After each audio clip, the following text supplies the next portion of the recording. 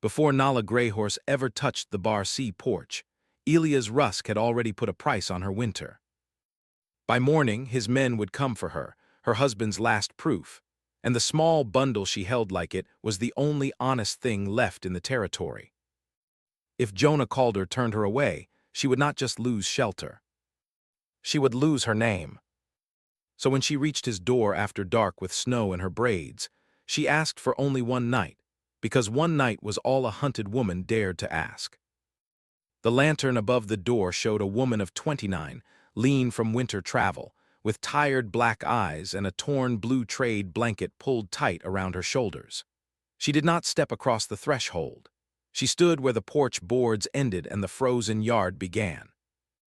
Behind her, somewhere beyond the dark north road, wagon bells sounded once and went quiet. Jonah Calder opened the door with a coffee cup in his hand and a rifle scar white along his jaw.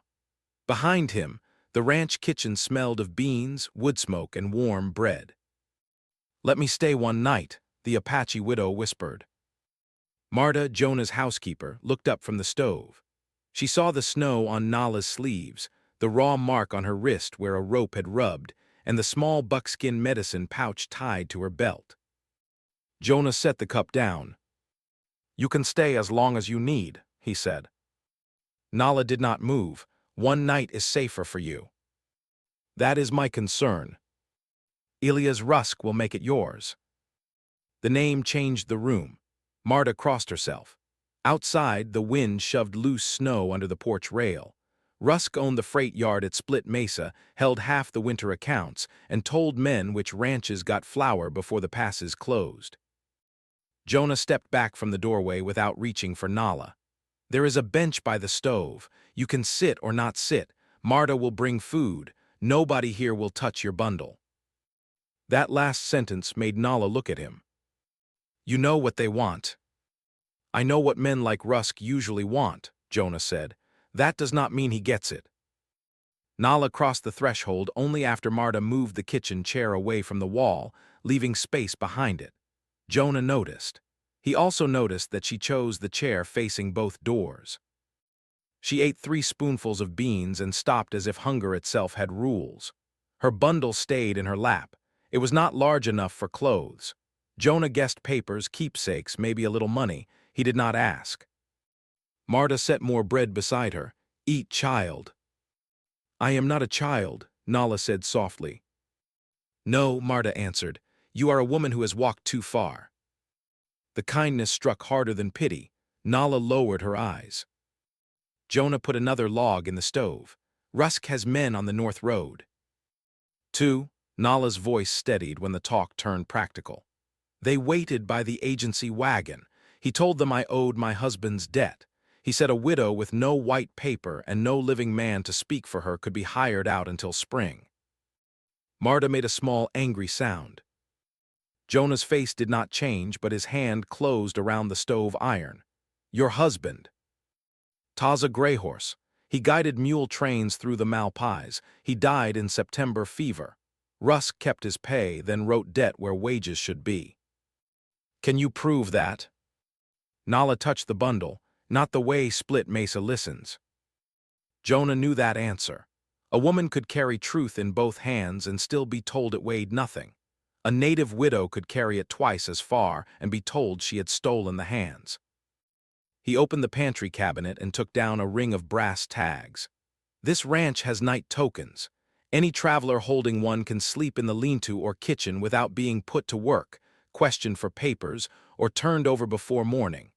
My father started it after a blizzard took 2 drovers within sight of the barn." He laid one token on the table. Nahla stared at the stamped words, "Bar C Night Shelter." "That is for drovers," she said.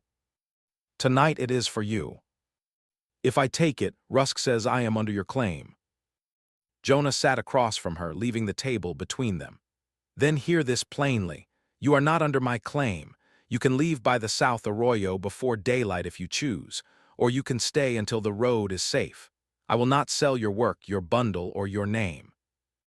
She reached for the brass token. Her fingers trembled only once. That night she slept in the kitchen chair with the blanket around her shoulders, and the bundle beneath her feet. Jonah slept on the porch bench with his coat buttoned and his hat over his face. Near dawn, horse bells rang from the north road.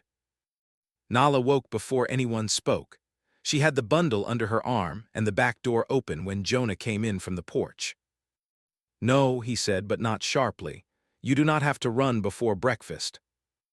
"He came sooner than I thought." "Then he is the one who misjudged the morning." Elias Rusk rode into the yard with 2 freight hands and a gray agency wagon behind him. He was a broad man in a black buffalo coat, with a gold watch chain stretched across his belly and a narrow smile that never reached his eyes. "Calder," he called, "you have something of mine." Rusk pointed past Jonah. "That debt woman crossed your door with stolen property, and every man here can see it." One freight hand lowered his eyes instead of looking at Nahla. Jonah stepped onto the porch. "I have a guest." Rusk looked past him and saw Nahla in the kitchen shadow. His smile widened. "A guest does not hide with stolen company property." Nahla walked to the doorway before Jonah could answer. Fear had not left her face, but she carried it upright. "I stole nothing from you," she said. Rusk held up a folded paper. Nahla Grayhorse owed $86 in flour, harness, coffee, and doctor credit. Widow debt transfers to labor. That is the arrangement signed by his mark. Nahla tightened her hand over the bundle. "That is my husband's pay you turned into chains." "Taza could write his name," Nahla said. "Not in English." "In English." One of the freight hands shifted in his saddle. Rusk cut him a look and the man stilled. Jonah came down one porch step. "You are on my land before sunup, accusing a guest under my night token. Speak carefully." "Your night token is for travelers, not runaways from legal settlement." "Show me a court seal." Rusk laughed. "You want winter flour, Calder." That was the first hook he drove. Bar C had 20 hands, 2 line camps, and calves coming early because a warm autumn had fooled the herd. Flour mattered, coffee mattered, salt mattered more. Rusk could make hunger look like law. Jonah glanced at the wagon. "I want honest accounts."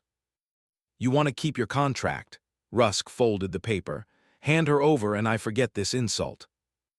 Marta came out behind Nahla, wiping flour from her hands. "And if he does not?" Rusk did not like being questioned by women. "Then Bar C waits until March for freight." Nahla turned to Jonah. "I told you one night was safer." For the first time, he looked angry with her, not for bringing danger, for believing she had to make herself smaller than it. "Breakfast is in 10 minutes, Jonah said. "You are still invited." Rusk's smile vanished. "You cannot feed what is pledged to me." Nahla stepped onto the porch with the brass token in her palm. "I pledge myself to no man." The sentence hit the yard clean and hard. Rusk's horses tossed their heads. The freight hands looked anywhere but at their boss. Jonah said, "You heard her." Rusk wheeled his mount around. "By noon, every account you hold at Split Mesa is closed." He rode out with the wagon rattling behind him. If you enjoy clean, romantic Wild West stories, where honor stands against cruelty, subscribe and ride along for the next one. When the yard emptied, Nahla put the token back on the porch rail. "I should go before he returns with more men." Jonah picked up the token and placed it in her open hand again. He already returned with more men. It did not help him. "You do not know what he can take." "No," Jonah said, "but I know what I can refuse." Nahla wanted to thank him and leave anyway. Gratitude was dangerous when it tied a woman to a place that might soon regret her. But Marta set a plate in her hands, and Jonah walked to the barn to count sacks, not to stand over her. So she ate. By mid-morning, Rusk's threat began to work. 2 Bar C hands rode in from the east pasture with a broken singletree and no replacement iron from Split Mesa. At noon, the freight boy refused to unload salt at the gate. By 1 o'clock, a rider from Rusk brought Jonah's account book wrapped in twine and dropped it in the mud. By mid-afternoon, the North Camp sent word they had flour for 6 days if the snow held, 3 if it did not. Jonah did not curse. He picked up the book, wiped mud from the leather, and carried it into the tack room. Nahla followed him. "I can mend harness," she said. "I did not ask you to earn shelter. I am not paying for a chair. I am answering harm with work I know." That stopped him. He looked at her hands. They were narrow, chapped, and scarred with old awl pricks. "Taza taught me trail repairs," she said. "Then I learned better than him." Jonah almost smiled. That sounds like a thing he heard often. Every time it was true. It was the first warmth in her voice. Jonah felt it like a match struck in a cold room. He brought out the broken harness. "Use what you need. Marta keeps coffee on the stove. The South Trail remains open if you change your mind." Nahla studied him. "You keep reminding me I can leave. A door is not a kindness if it only opens inward." She bent over the leather before he could see what the words did to her. The repair took an hour. Jonah stayed near enough to hand tools and far enough that she did not feel watched. When a strap needed pressure, she showed him where to hold, and their hands met over the leather. Neither pulled away quickly. Neither made it into more than it was. But the room changed. Nahla noticed the scar along his jaw again, not as a warning this time, as evidence that he had survived something and chosen not to become hard in the same shape. Jonah noticed the way she hummed under her breath while she worked. A low tune, half memory and half courage. He wanted to hear it again and knew better than to ask. At sundown, Bar C had 4 repaired harness sets and no flour delivery. Rusk's pressure spread faster than weather. The blacksmith would not sell nails on credit. The storekeeper sent word that Marta's order had been misplaced. A hired hand named Pate muttered that one widow had become expensive. Nahla heard him. Another hand stopped eating and looked toward the flour bin instead of at Nahla. Marta slammed the cupboard shut, making everyone hear how empty it was. That was the middle turn, not Rusk's threat, not the closed account. The first crack inside the walls that had sheltered her. She set down her awl. "I will leave tonight." Jonah's head came up. "No." Pate looked ashamed, but not enough to speak. Nahla faced Jonah in the tack room doorway. "He will turn your own men against you, one empty sack at a time. Then I will learn which men were mine. You cannot build a ranch on pride." "No," Jonah said, "but I will not build one on handing over a woman who asked for one safe night." The words were too close to the thing she wanted most. Not love. Not yet. Wanting love after so much loss felt like touching a hot stove to see if fire still burned. She wanted the right to stay without being weighed against flour. Pate took off his hat. "Mrs. Grayhorse, I spoke mean. My youngest is at the North Camp. I saw empty bins and let fear use my mouth." Nahla looked at him a long moment. "Fear is a poor rider. Do not give it reins twice." Pate nodded. "No, ma'am." For more clean Western romance and frontier shelter stories, subscribe before the trail turns toward the final choice. That night, Rusk made his countermove. He did not come to the front yard. He sent his men to the South Arroyo, where Nahla's escape route lay. They cut the rope bridge across the dry wash and drove off 2 Bar C saddle horses. Then they nailed a notice to the cottonwood by the spring. "No freight flour salt, or doctor credit to any man harboring Elias Rusk's dead woman." Jonah found the notice at dawn. Nahla found the horse tracks below it. The words "debt woman" did not make her flinch. The cut bridge did. "He did not only trap me," she said. "He trapped the ranch." Jonah tore the notice down. Nahla took it from him before he could crush it. "No, let them see what he wrote." Pate read the words once, then could not look at Nahla. "He wrote it big enough for every rider to learn how to spit at you," he said. "Who?" "The other ranches. The men he thinks must obey because winter is coming."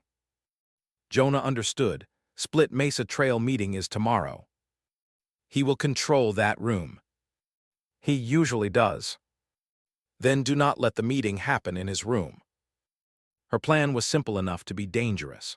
Bar C still had beef, repaired harness, and the old spring road that freight wagons avoided because the grade was steep. Nahla knew that road from Taza's guiding days. If they could move 3 wagons of beef and spare salt to the deserted mission yard before noon, other ranches could meet there without stepping into Rusk's freight office. Jonah said that road is iced. Only the north bend. The south face will hold if the lead team trusts the rain. You know that. I walked it last night in my head instead of sleeping. Jonah looked at her then with something stronger than admiration. It was the first open sign of wanting her beside him, not behind him. He wanted to say it. He did not. Nahla saw the restraint and felt safer for it. The cost came before the plan began. She opened her bundle and took out Taz's silver-worked belt, 2 letters, and a small ledger wrapped in cloth. The ledger was not enough by itself. Rusk would call it stolen. But the belt was known along the trail, and inside the leather, Taza had stitched a strip of red cloth for every paid passage. Rusk kept this from his body, Nahla said. I took it back from his storeroom shelf when I ran. If I show it, he will say theft. Jonah said, if you hide it, he keeps the story. I know. That was her costly choice. The belt was the last object that still felt like private grief. By carrying it into public, she would let strangers handle the proof of her marriage, her loss, and the wages Rusk had buried. She wrapped it again and tied it to her waist. They left at first light. Nahla rode the lead wagon. Jonah rode beside, not ahead. Pate and 2 hands followed with beef quarters and salt sacks. Marta stayed behind with a shotgun she knew how to hold, but no one taught her to love. The spring road tested every wheel. Ice shone in the ruts. Twice the lead team slid. Twice Nahla spoke to them in a low voice and drew them straight before panic took the harness. At the south bend, a pine had been dropped across the road. A strip of black freight cloth was tied to one branch like a signature. Rusk's second live control move waited there with fresh axe chips in the snow. Pate swore, we cannot move that by noon. Nahla climbed down, not whole. She took Jonah's hand saw from the wagon box and started cutting limbs. Pate joined first, then Jonah. For 2 hours the road rang with saw teeth and breath. Nahla's palms opened under the handle. She wrapped them with cloth and kept cutting. At last the wagons rolled into the deserted mission yard, just as the noon sun broke through. 5 ranch outfits were already there, drawn by Jonah's riders and Rusk's cruelty. Men stood in small knots, uncertain and hungry for someone else to decide first. Rusk arrived last, furious and polished, with his black coat brushed clean and 2 freight ledgers under his arm. This meeting is illegal, he said. Jonah stepped forward. It is a trail meeting, not a court. Then keep that woman out of it. Nahla moved before Jonah could answer. She climbed onto the low mission step where every face could see her. My name is Nahla Grayhorse, she said. I am Taza Grayhorse's widow. I asked one night of shelter. Elias Rusk called me debt and tried to sell my labor. He cut the south bridge, blocked the spring road, and held winter freight over every man here to make you obey. Rusk shouted, she stole from my storeroom. Nahla untied Taz's belt and held it up. This is my husband's belt. The red stitches inside mark paid mule passages. 23 paid. Rusk's paper says Taza owed for those same trips. A dead man cannot owe wages he already earned. Old Tom Brayer leaned forward. A ranch wife covered her mouth. One of Rusk's own drivers took half a step back from the ledgers. One of Rusk's own freight hands stepped out from the wagons. His name was Ben Ullen, and he looked as if fear had worn him thin. I saw that belt in Rusk's office, Ben said. He told me to scrape the stitches out. Rusk snapped, shut your mouth, boy, or your mother loses her stove credit too. The crowd heard the threat before Ben answered. Ben swallowed, I want to sleep tonight. The proof was simple enough for every man there. Taza's belt showed paid trips. Rusk charged those same trips as debt. Rusk had kept the belt and ordered the marks destroyed. Rusk made his final push then. He grabbed for the belt. Nahla did not step back. She twisted the leather around her wrist and pulled Rusk off balance. Jonah moved, but Nahla's voice stopped him. No, let them see. Everyone saw. They saw Rusk clutch at a widow's last keepsake because it told the truth better than his ledgers. The first rancher to move was old Tom Brayer. He took his freight token from his coat and threw it into the mission dust. "My beef goes by the Spring Road." The Circle T foreman dropped his token beside Tom's. "Circle T cancels 2 winter hauls." Pate threw his next, then another. Then Ben Ullen removed the brass badge from his freight cap and laid it on the step at Nahla's feet. Rusk looked around for obedience and found empty hands. Jonah spoke only when the silence had done its work. "Bar C cancels your winter haul. We will run Spring Road together, ranch by ranch, until the pass opens." "You will starve before February," Rusk said. Nahla raised the cut notice he had nailed to the cottonwood. "A man who writes this will starve others first." Marta had ridden in late with 2 ranch women behind her. She took the notice, read the words aloud, and turned it outward. No one needed more. Rusk lost the room without a sheriff, without a judge, and without a kind official to make truth respectable. He lost the thing he lived on, obedience. His own man would not stand by him. His freight tokens lay in dirt. His March work vanished before the snow hardened again. He left the mission yard on foot because Ben took the team reins and said, "Company horses haul company debt, not yours." No one cheered. It was better than cheering. Men bent to load the first Spring Road wagon. Nahla stepped down from the mission stone, with blood showing through the cloth on her palms. Jonah took 1 step toward her and stopped. "May I?" She looked at his open hand. "Yes." He wrapped her palms with clean linen, slow and careful. Around them the trail meeting became work. Tokens moved to a new board. Salt was divided. Beef was counted. Rusk's notice was nailed to the mission gate, not as law, but as warning. Nahla watched Jonah tie the last knot. "You risked your winter for me," she said.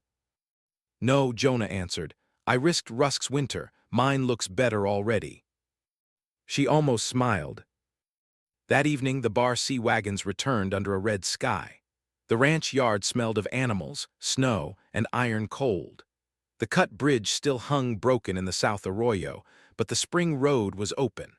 Men who had muttered that morning now unloaded salt into Jonah's barn without being told. Nahla stood on the porch with the brass knight token in her hand. Jonah came up the steps and stopped below her. He looked suddenly unsure, and that moved her more than any bold speech could have. "I meant what I said," he told her. "Stay as long as you need. If that is 1 more night, I will honor it. If it is until spring, I will honor that. If you want wages for harness work, they are yours. If you want the South Trail tomorrow, I will mend the bridge myself. And if I want to stay after need is gone." The question left both of them quiet. Jonah removed his hat. "Then I would ask to court you properly, with Marta watching close enough to throw a spoon at my head if I forget my manners." From the kitchen, Marta said, "I heard that." Nahla laughed once, surprised by the sound. Then she looked toward the dark north road where Rusk had first come for her. She looked toward the South Arroyo where he had tried to trap her. Last, she looked at the porch rail between her and Jonah. She took a nail from the repair box, set the Bar C night token against the rail, and hammered it in herself. Not above the door where Jonah had placed other tokens for strangers. Lower, at hand height, where a woman arriving cold and hunted could touch it before she asked. The same rail she had stood below as a hunted woman now held her mark. Any woman reaching that porch cold, blamed, or chased could touch Nahla's token before she ever had to ask for mercy. "There," Nahla said, "now it is not only your shelter." Jonah's eyes shone in the lamplight. "No." "No," she turned the hammer and offered it handle first. "It is ours to keep open." He took the hammer from her, but not the choice. Never the choice. Nahla Grayhorse had asked for 1 night, because 1 night was all the world had taught her to request. At Bar C, with Rusk's tokens in the dust and Taza's belt safe inside her own bundle, Nahla Grayhorse stood on the porch she had chosen, touched the brass token she had nailed there herself, and stayed. Subscribe for more clean, romantic Wild West stories where rejected women, Honorable ranchers and frontier homes are chosen by courage.